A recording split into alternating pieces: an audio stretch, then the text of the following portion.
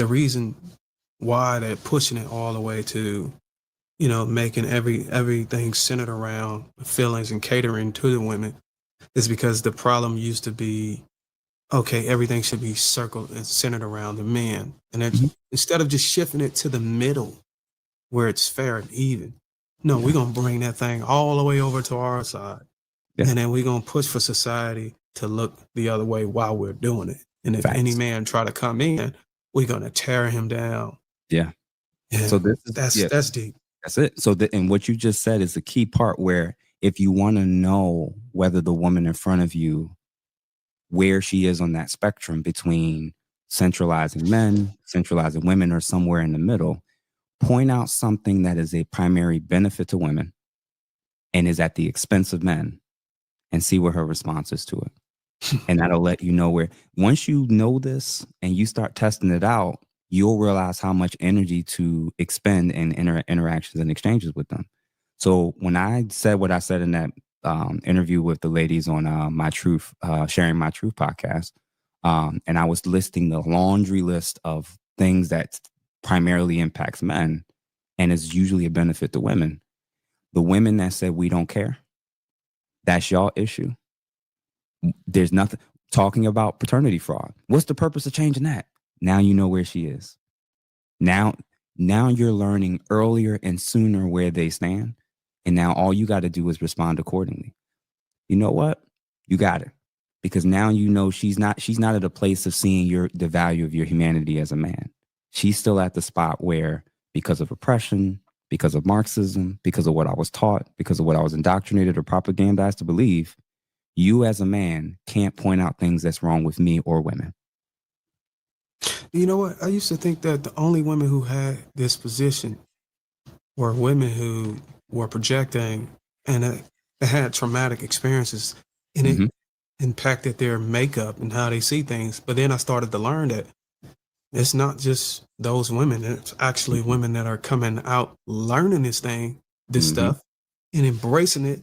And they never even try to see men for who they really are.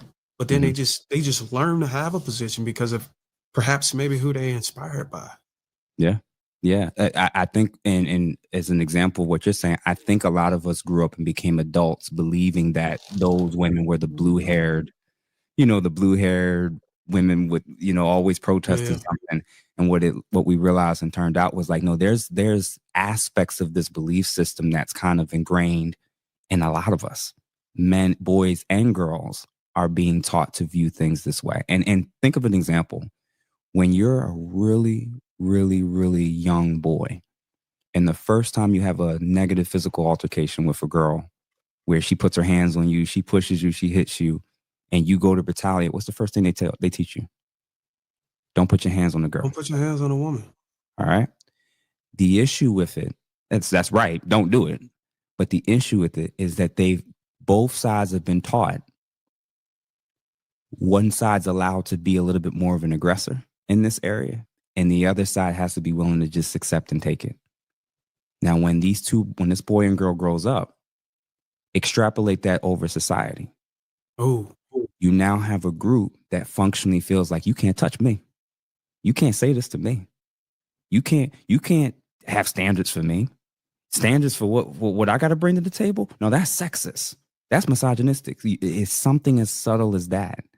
As it grows and expands into the various domains of our life, you can start to see it all over the place. And once you get rid of the toxic masculinity, toxic femininity stuff, just look at it through the spectrum of there's good people and bad people. And there is a segment of the population that includes a small percentage of men and a huge percentage of women that functionally believe only one side is evil. that's crazy because now, and it helps me understand it a little bit more layered. Because if you're teaching these things as young kids, you're teaching young kids these things. We didn't compensate for the fact that it will overlap in other areas. Like if you're teaching a man to just take it on the chin, now indirectly, you might be teaching that young man when he becomes an adult that, hey, not have any boundaries, take disrespect, accept Mm-hmm. manipulation.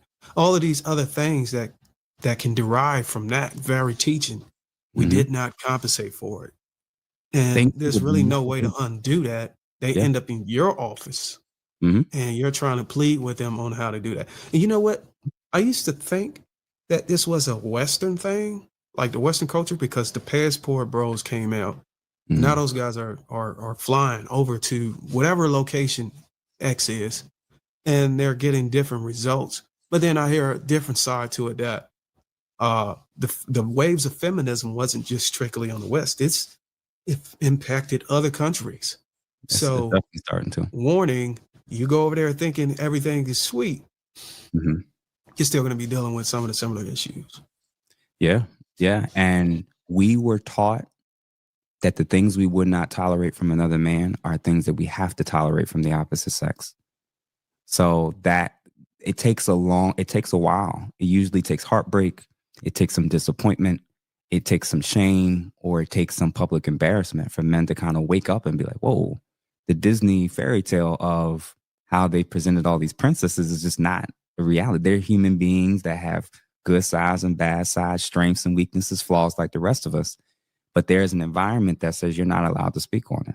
And if you do, we have a whole system in place of how to shut you down and stop you, because the point of chastisement is meant for y'all, not us.